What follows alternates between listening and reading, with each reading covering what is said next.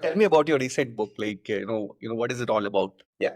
Yeah, so I'm going to write a book about the evolution of media from the commission days through the digital and social days into targeted media and what I believe is its complete failure in the last 15 years to help advertisers grow their legacy brands. So I'm going to raise a question about whether all this targeted programmatic media actually works in the marketplace. So I'm calling the book Madison Avenue Media Madness, and it'll be a little bit like the first book that I wrote, Madison Avenue Manslaughter, which was about the failure of creative agencies to document or even measure the work they're doing in order to be paid for the work they do rather than some guess at man hours. Yeah. But sir, don't you think that since you were part of Accenture strategy and Bain as well, so like quite long back, and even a strategy consulting to a huge extent has is now being shifting towards rather than just ideas giving to basically execution. Because I was talking to somebody from Accenture, and this person was telling me that now the cost is basically a function of what do you achieve out of that consulting assignment.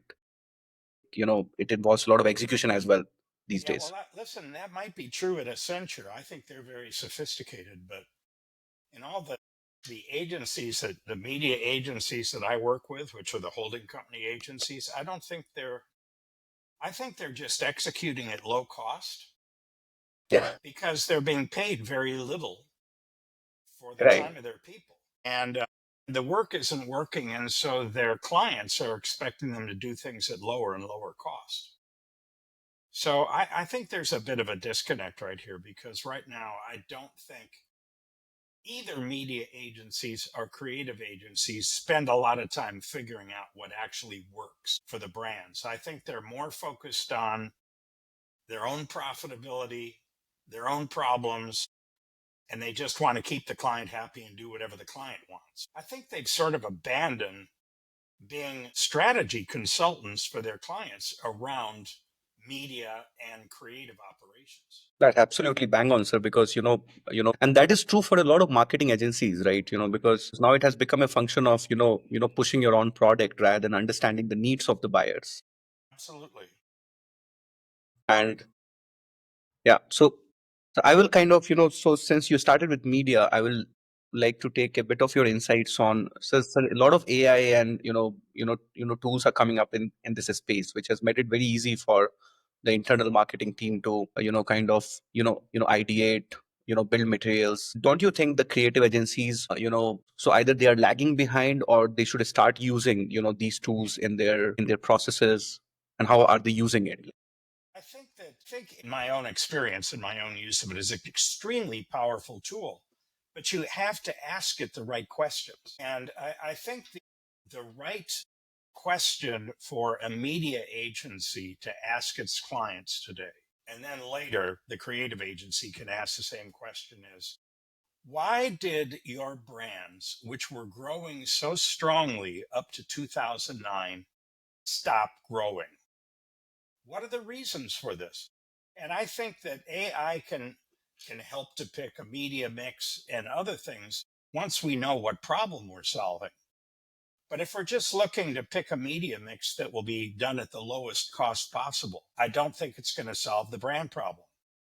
And I don't see media agencies and the brand people that they work with, that their clients, spending a lot of time with one another, musing or talking about or analyzing the reasons for a slowdown in brand growth. Is it due to private label competition in the retail trade? Is it due to e-commerce and Amazon? Is it due to pricing problems? Is it due to the fact that Gen Z, which grew up after the era of television advertising, was never exposed to brand advertising and they've only been exposed to promotional? There are a lot of reasons why legacy brands at Procter and Gamble and Unilever, Colgate Palmolive and Nestle, all of those companies saw their growth come to a screeching halt in 2009. That's 15 years ago. And that's about the Yeah. time that all of them were shifting their media spend to digital and social. So I don't think that the use of AI, which is a very efficient tool, I don't think the use of AI is going to solve the brand problem. I think that still takes human diagnosis and human analysis Yes. of the historical data to say, why are we having these problems? Why did the brand stop growing? Because the lack of growth at the big advertisers is the beginning of all the problems for the media agencies and the creative agencies. Because without growth, the expenditure on media and the Yes. expenditure on creative services and creative executions is viewed as a cost, not an investment. And as long as it's viewed as a cost by advertisers because it's not delivering growth, they're going to want the cost to be as low as possible. So I think that in a way, the media agencies and the creative agencies need to adopt many of the disciplines and capabilities that management consulting firms have today. I'm talking about Accenture, Deloitte Digital, Bain, McKinsey, Boston Consulting Group, PwC, Ernst, EW. All these people are really good at analyzing the sources of problems. Agencies are very poor at it. They always assume that if they just do what the client wants and do it efficiently, that good things will happen. Good things have not happened for 15 years. And so I fault them for not asking the basic questions. Why are brands not growing? How can media make a difference, both in the spend and the mix? And how can creative executions make a difference? Those questions are not being asked by the senior people at agencies who work with their clients. They're so afraid of losing clients that they will just, salute and do whatever they want. And I think that's getting them into trouble. So do you think that this is the only fear which is actually, preventing them from asking the right questions, or there is some other misalignment as well? No, they don't have the skills. Their client service people 30 or 40 years ago, whereas we're then as good as anybody at Bain, McKinsey, BCG, or at Accenture. There's been a serious deterioration in the seniority and the quality of the people and the skill sets that are used by account people. And let's remember, I started advertising analyses about 35 years ago. And at that time, my first client was Ogilvy in London. And they had 50 creatives and about 75 account people, et cetera. They only did 360 ads for their 20 clients. A few years ago, I did another Ogilvy office that had 50 clients and 50 creatives, and they were doing 15,000 deliverables. So, the nature of the work has completely changed. Now you got very junior people cranking out ad banners and Facebook posts and email marketing and online video and that kind of stuff. They're doing 1 million pieces every year. And there's not a lot of time spent strategizing about whether that is the right scope of work to change brand growth. So I think they don't have the skill set, they don't have the discipline, they don't even know to ask the question.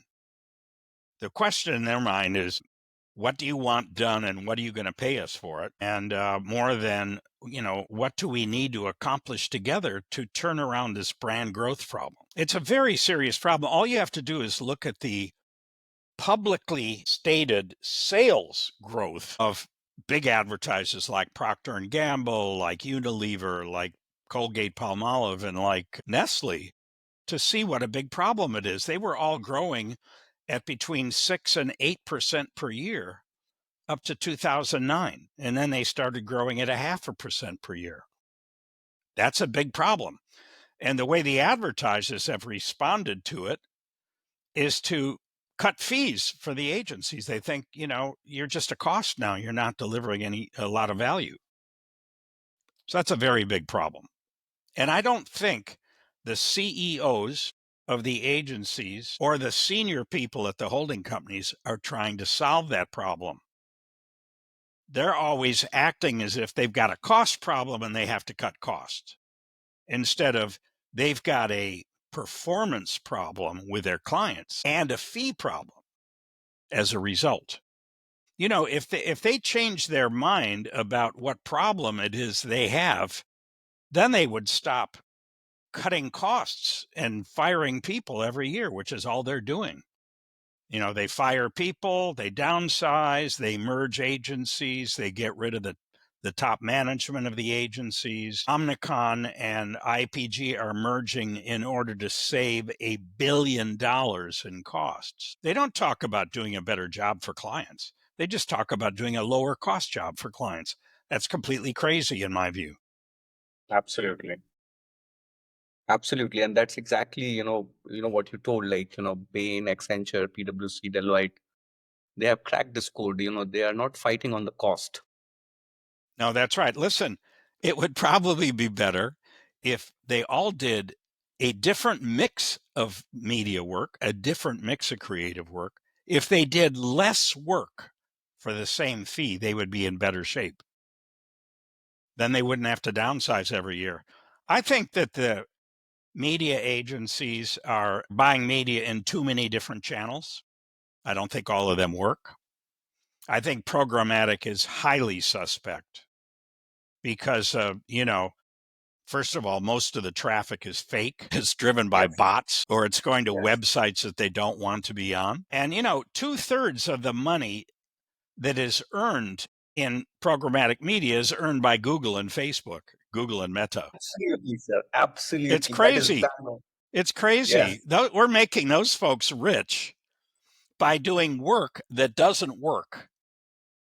I mean, how Yes. crazy is that? If I were the head of a holding company, knowing everything that I know, I would be doing a very different job than merging with another holding company and trying to find another $1 billion to take out.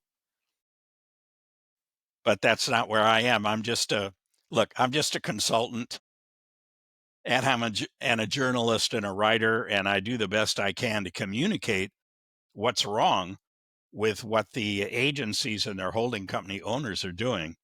But you know, it they're just going to do what they're going to do because they have a certain vision of the world, which I happen to think is wrong. Yeah. Absolutely. So I will also go towards one point is that, as you rightly told that, from 2009, these companies are growing at say 0.5% or something. But there has also been a growth of a lot of D2C brands, a lot of, startups or, consumer brands coming into this space, new ones. And that is why a lot of focus of the C-suite, has actually, been on delivering quarterly results and to make the Wall Street people happy, rather than kind of designing a long term strategy for a brand growth or something like this. How do how do you perceive the other side? Like, we have talked about media agencies, but the other side, do their has their strategy changed from a long term to a short term thinking? That is what is forcing the media agencies to basically work in a particular way.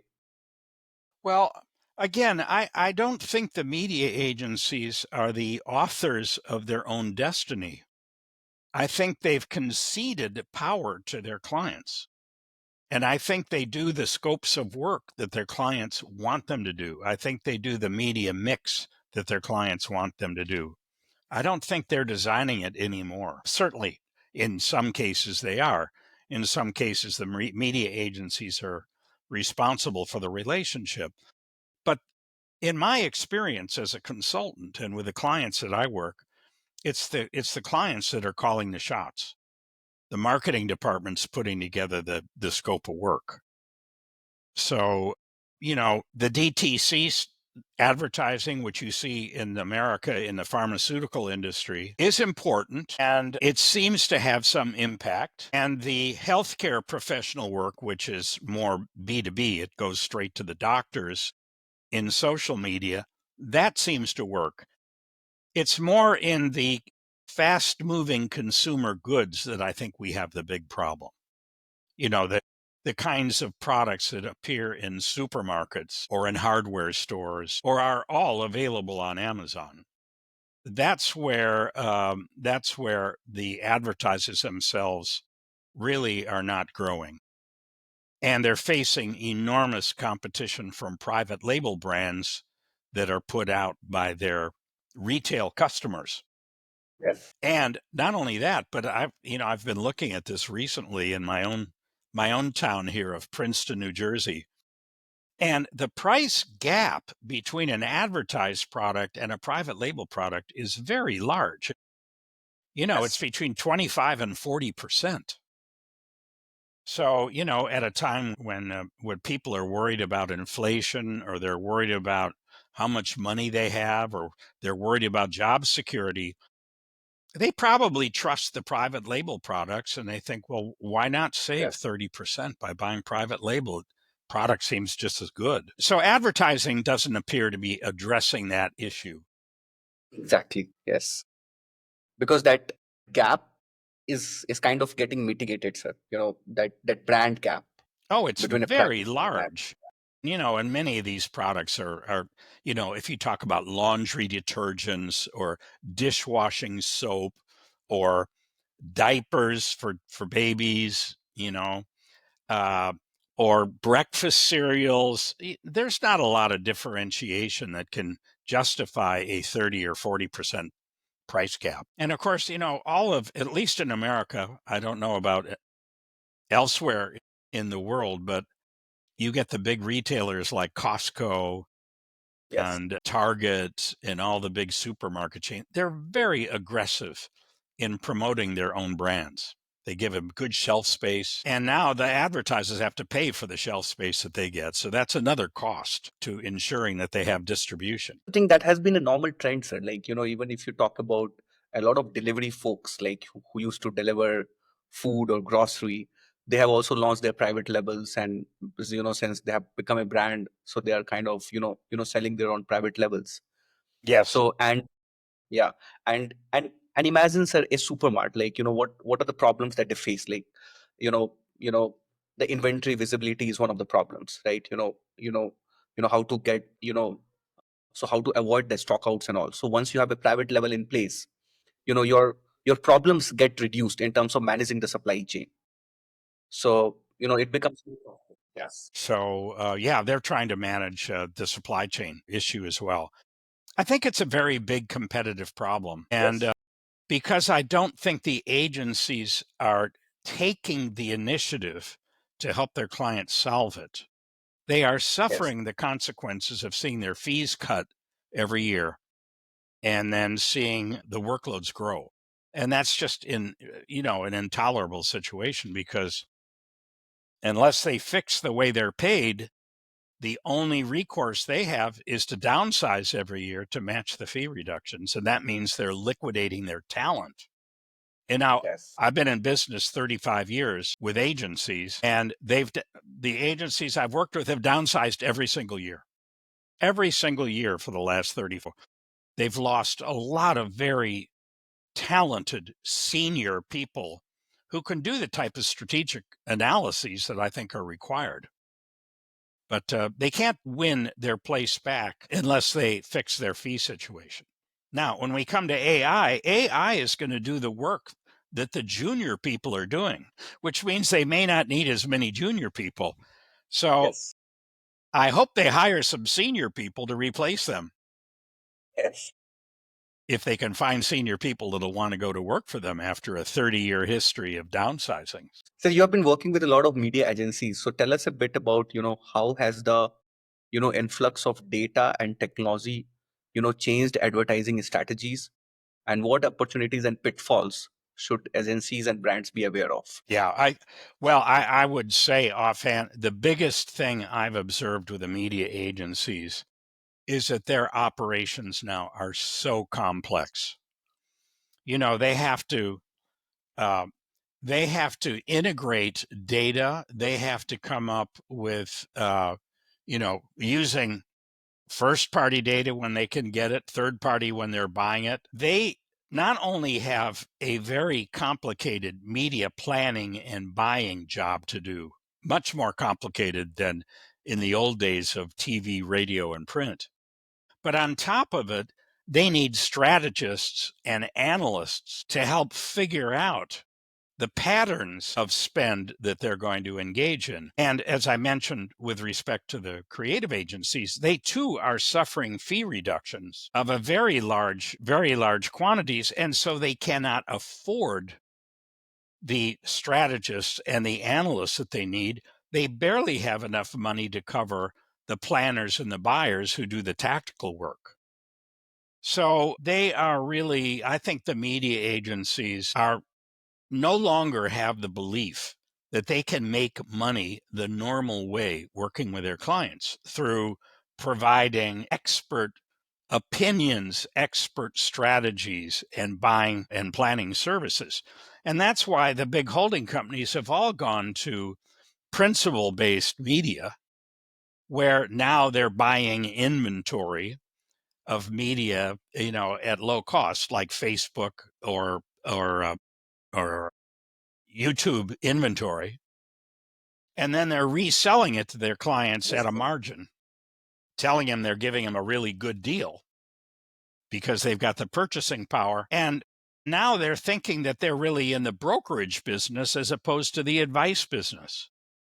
Well, Right. listen, there's nothing to keep clients from doing the same thing themselves. And I think Yes. eventually the media agencies will be disintermediated. They will be cut out because the Amazons and the Metas and the Googles will want to put their platforms directly with the advertisers and not have to work with the agencies. So I Yes. think eventually that trying to be a broker of cheap media that is resold at higher prices is not going to work for the holding companies. I think, it's a temporary thing. Everybody thinks it's okay.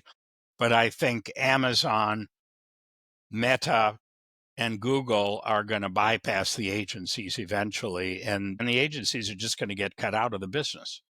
They are all going to face very large revenue challenges, I think. But they have a complicated, they're all advertising in so many channels, and then they are asking the creative agencies to put together a numerous campaigns in each channel.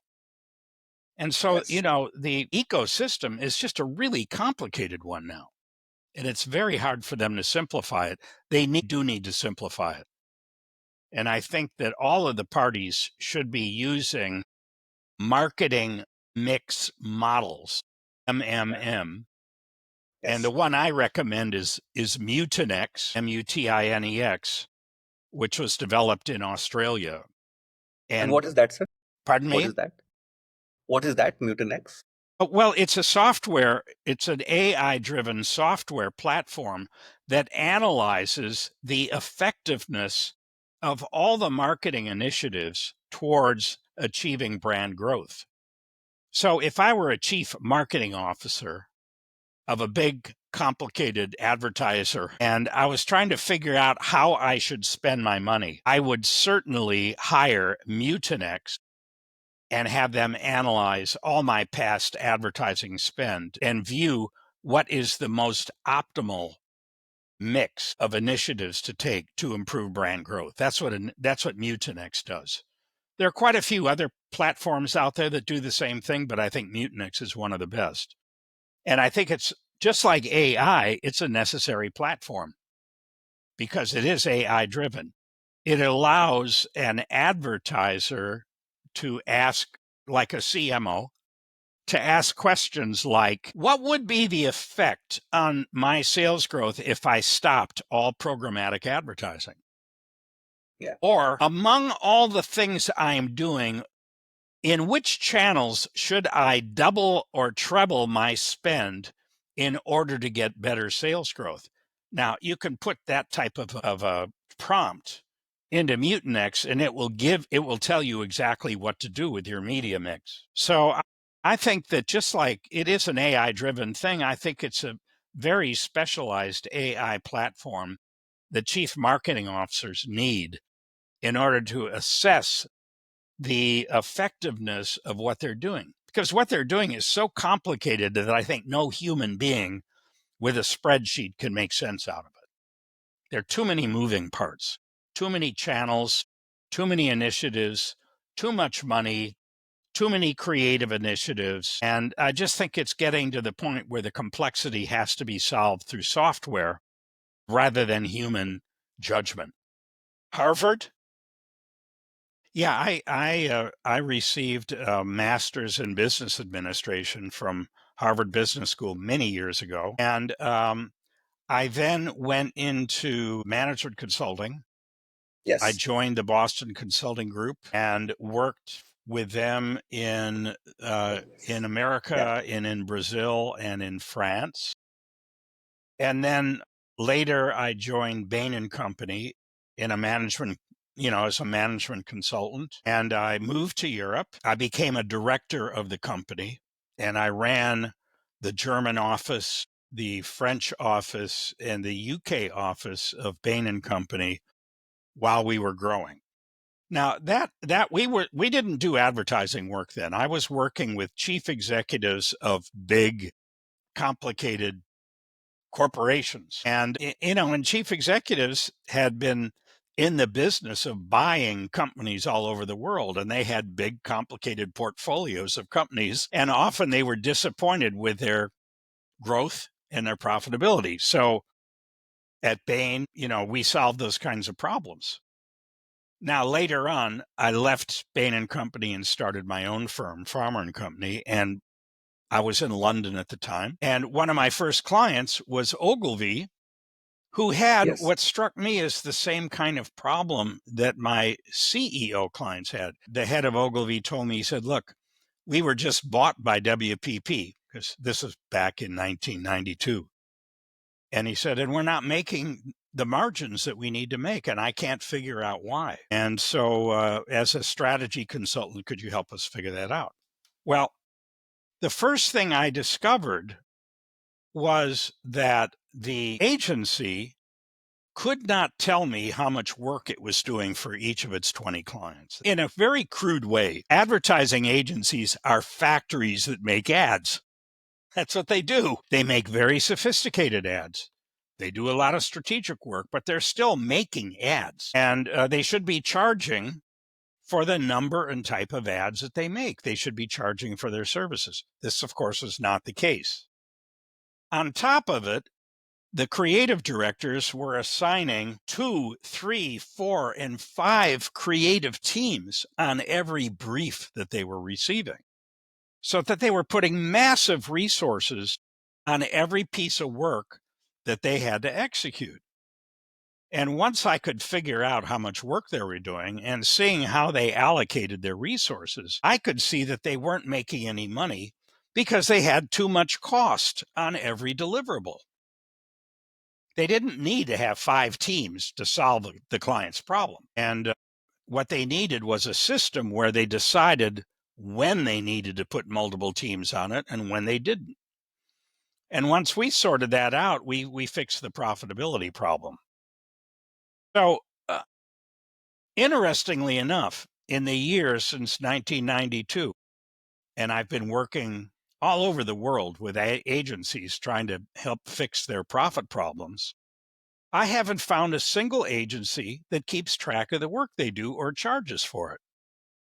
So I have dedicated myself to helping them understand how to measure the amount of work they do for each client and how to charge for that work rather than charging some guess at the number of man hours that they engage in. And I've developed a model for that called scope metrics, Yes. and a whole pricing procedure so that they can charge for the work they do. And what is this scope? Scope metrics is a way, it's a measurement system.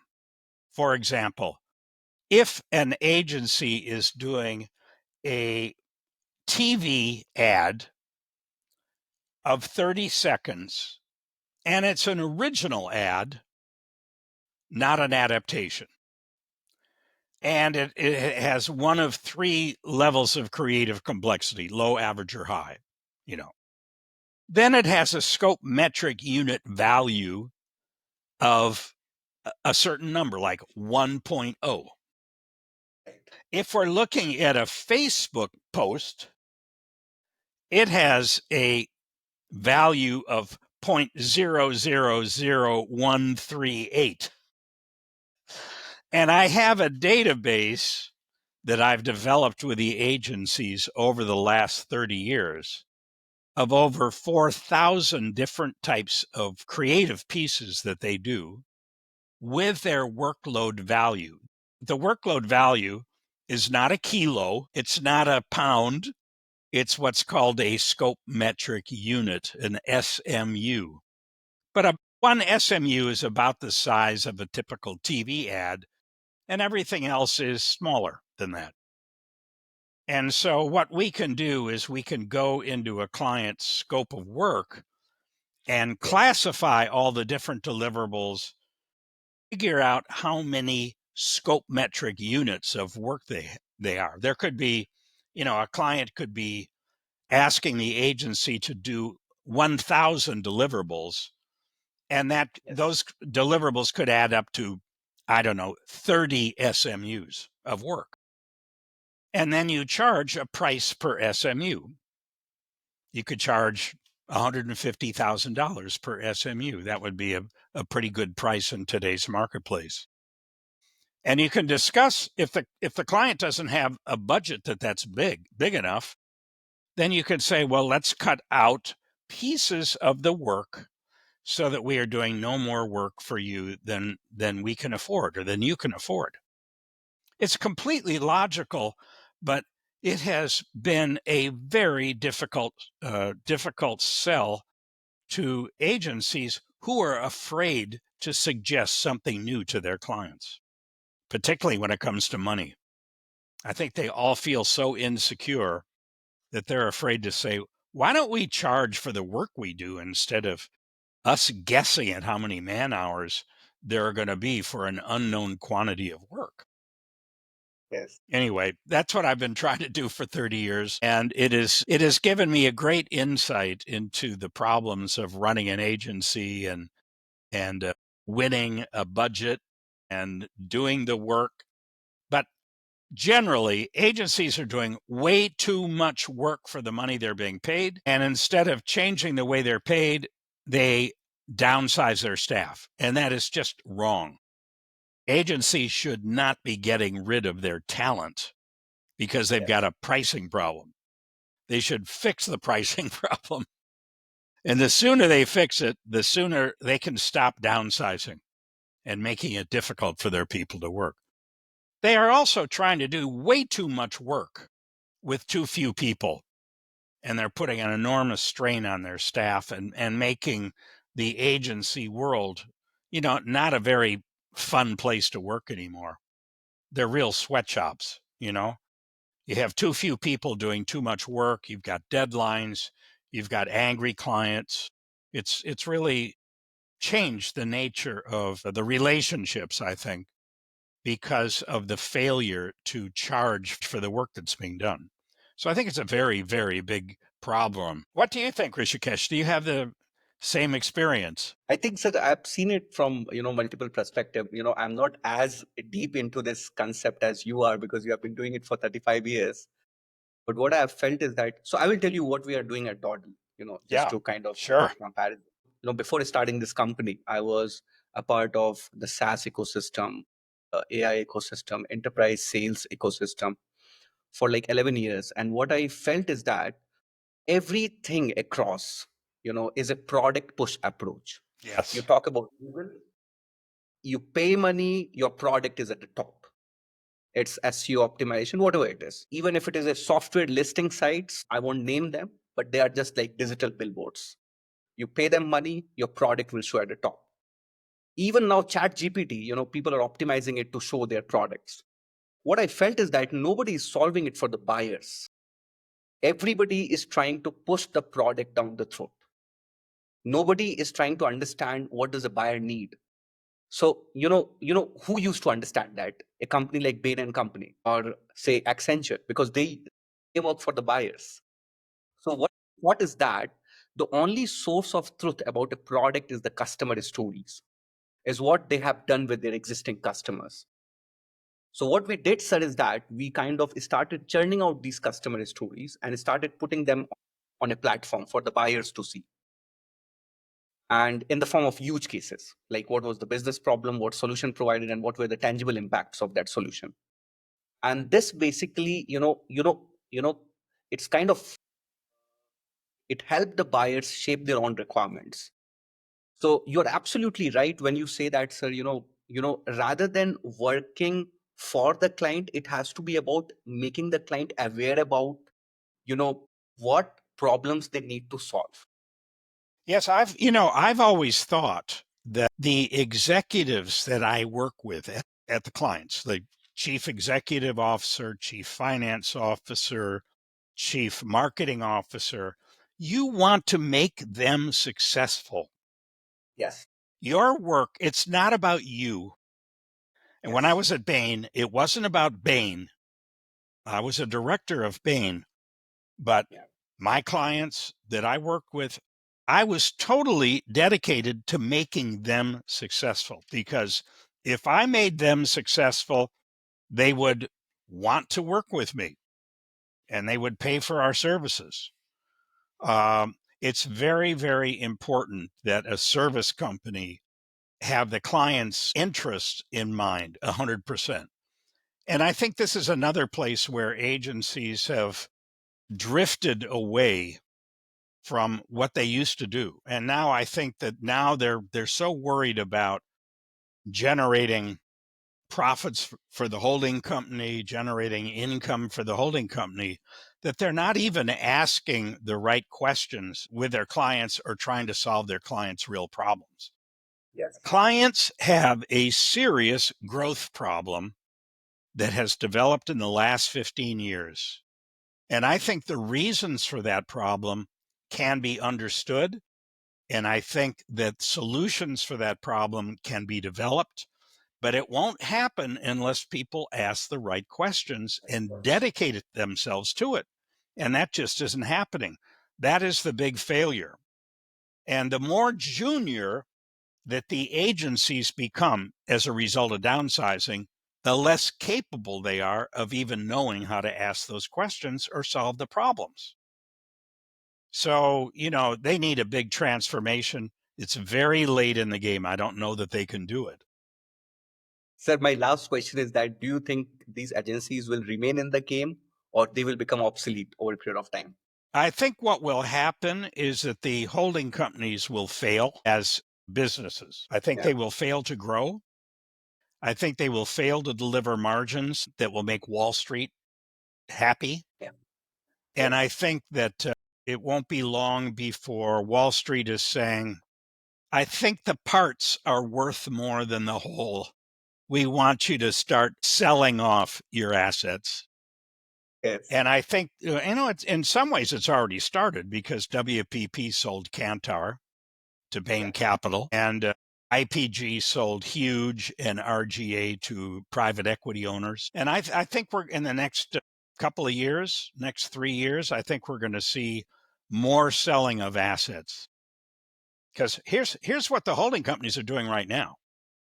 First of all, they're downsizing every year to try to make their margins. They're liquidating their talent. The second thing they're doing is they're spending more of their money on dividends for Yes. shareholders to keep the share price up. Well, pretty soon that game cannot continue, and they're not going to have the cash to do that. And that's when Wall Street's going to say, okay, it's time for you to be broken up. You will achieve more value for shareholders by selling off your agencies than by keeping them. That's what I think is going to happen. And I think the independent agencies are going to do quite well. And I think the consulting firms, particularly Accenture and Deloitte, are going to do quite well because they already have the consulting disciplines. So I think we might see an end of the era where WPP, IPG, Omnicom, and the others sort of dominate. About Publicis, I don't know, because I think Publicis has done some very, very smart things. They have done good. They've Yes. done very well, and I think Publicis, along with Accenture and Deloitte, will probably still be there. But I'm not sure about Omnicon, and when it merges with IPG, I'm not sure about WPP at all. I don't see that they are doing the right things to guarantee their survivability. It's a pity because I think if their chief executives had a different set of priorities other than cost reduction, and they could solve this problem. It would take a lot of work, but it's possible. I mean, I would love to be involved in some way because you just hate to see things going the wrong way. Yeah, absolutely, sir. This was great, sir. And we would also love to have you as an expert with us because we work with a lot of media tech products as well. So I think Listen, you can I'd love to work with you, and I'm very grateful to be able to speak with you today, absolutely, Shikesh. sir. It's really been very enjoyable, and I hope your audiences get something from this as well. Absolutely, they will get the depth out of it because this is very insightful. And the best part is that we discussed only on one particular subject. We got deeper into that and we got those insights. That's very helpful. And I think all the recent generation which is coming up, like the new age generation, the one thing which seems to be lacking is basically the depth part of it, which you can bring in, and people like you are so very important, for us to learn from.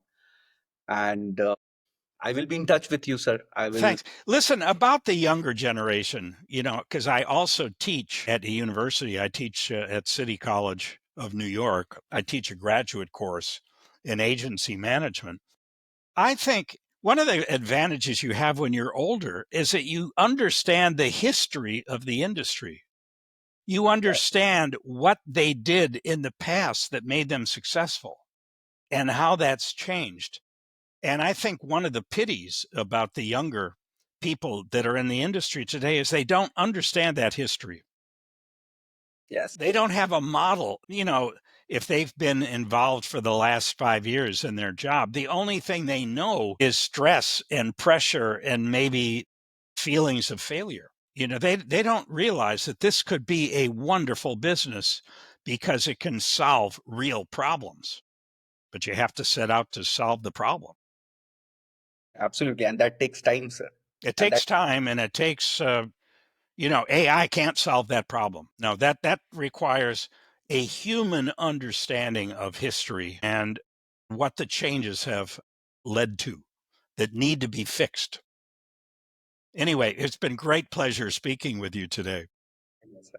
I'll be in touch. And how to get to how to get in touch with you again? Like, is it through your Calendly link or something? Well, listen, no, I don't have Calendly, but I'm on LinkedIn under Yeah. Michael Farmer in advertising. My email address is in my contacts on LinkedIn.